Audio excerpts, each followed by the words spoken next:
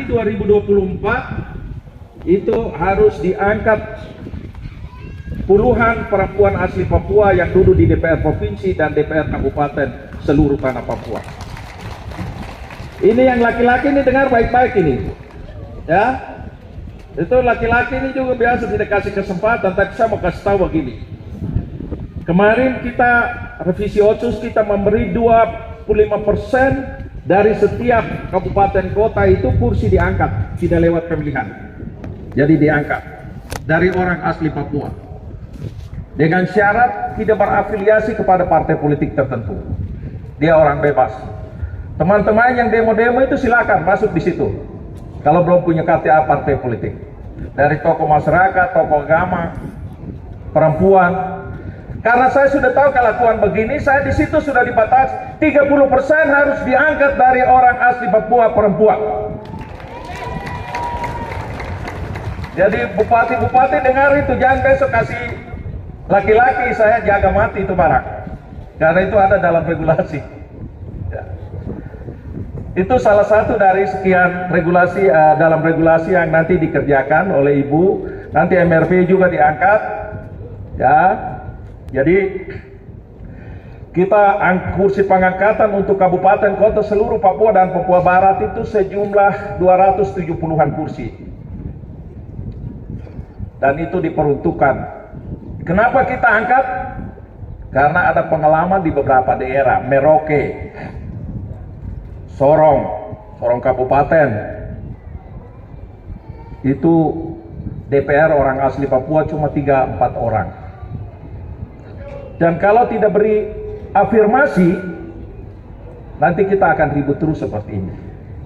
Dan tujuan otsus itu bisa dinyatakan gagal.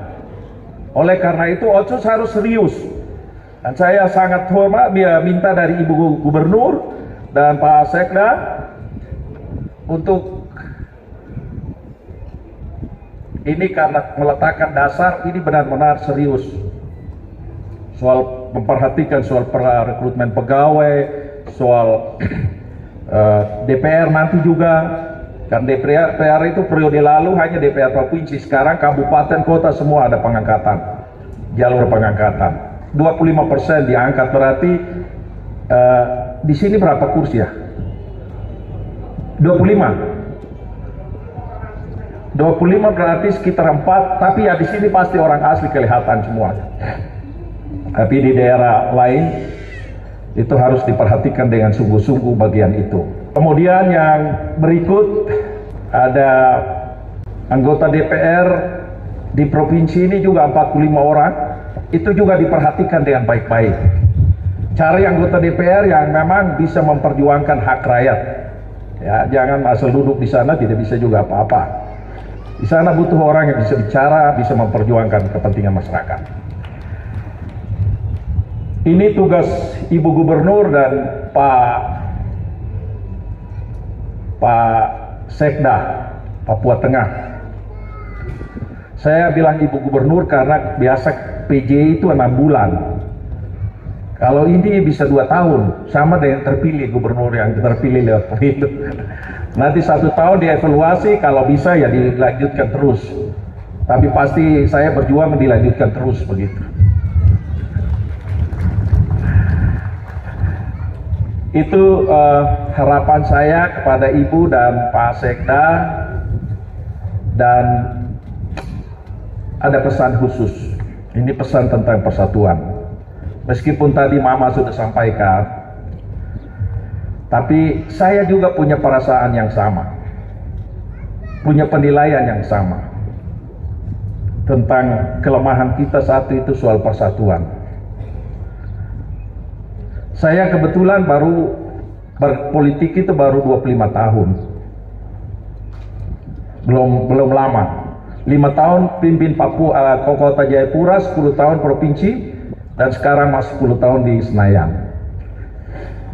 Jadi kalau otsus ini mulai dari 2021 saya terlibat full, jadi saya sedikit paham. Tapi ada pesan mendasar dalam otsus itu, ada 2 hal. Pertama, memperhatikan kesatuan sosial budaya, Kedua, memperhatikan kesatuan ekonomi. Itu kuncinya. Kesatuan sosial budaya itu artinya apa? Meskipun kita memekarkan Papua ini menjadi 5, 6, 10, 20 provinsi, tapi ingat, kamu tetap satu Papua. Itu yang kadang tidak sadar. Waktu saya di Sorong kemarin, wah berkelahi, ini harus dari sini, oh tidak bisa begitu. Jadi orang dari sini bisa jadi gubernur di selatan, teman-teman dari selatan bisa jadi gubernur di sini, dan dari sini juga bisa jadi gubernur di pegunungan. Makanya Pak Niko Pandomo itu kita kasih gubernur di daerah pegunungan. Jadi persatuan yang harus dijaga. Tapi hari ini saya bahagia karena saya lihat ada Yuni Wonda di sana, ada Pak Mesak di sana. Jadi Bu Gubernur Dong 3 ini saya panggil ada 3 serangkai. Waktu kita bahas Otsus, sudah dirancang untuk ibu kotanya di Nabire, mereka 3 datang protes saya, kenapa tidak di Timika, mereka 3 protes saya, kenapa tidak di Nabire saja. Saya bilang, wah ini agak susah, tapi kita berjuang saja. Tapi argumen kita, Otsus karena tadi, Otsus untuk orang Papua, maka kalau di Nabire berarti akses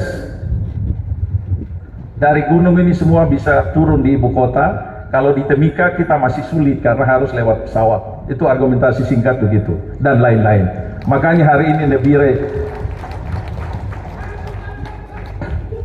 dan Pak Yasias juga ada di sana.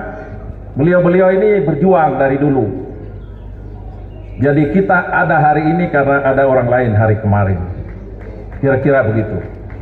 Tapi kuncinya kamu harus bersatu. Kamu tidak bisa membangun kalau kamu tidak bisa bersatu. Kita kuat karena kita bersatu. Kita bersatu karena kita kuat. Jadi itu pesan saya, jangan karena kamu sudah pisah provinsi jadi masing-masing tidak ingat bahwa dia sebelah adalah juga saudara dia. Jadi kamu bisa menjadi apa? Bupati, gubernur di mana wilayah Papua, bahkan wilayah Indonesia bisa. Tinggal kesiapan diri untuk ke sana.